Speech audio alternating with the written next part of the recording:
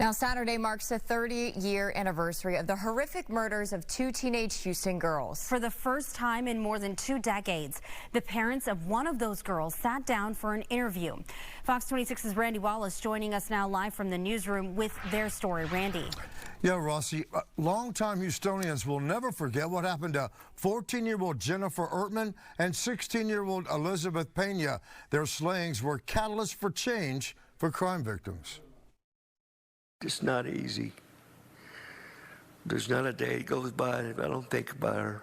It's been more than 20 years since Adolph Pena and his wife Melissa have publicly talked about their 16-year-old daughter, Elizabeth. We've missed out on a lot, not having her with us for the last 30 years. June 24th, 1993.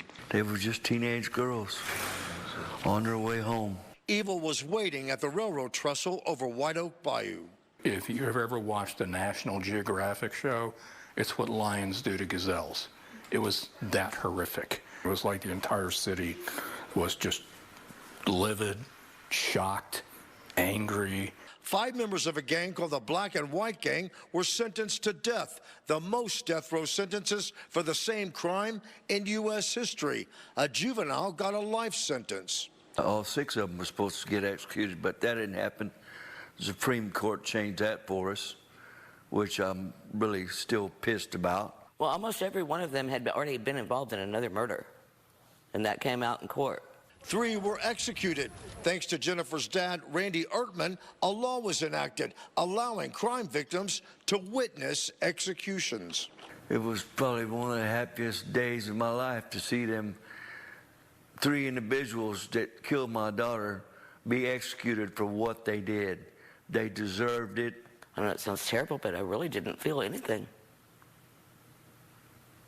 I was just glad it was done. And now about 75% of victims' families have opted to be present at the execution. Crime victim impact statements in court came about because of the Ertman-Pena case.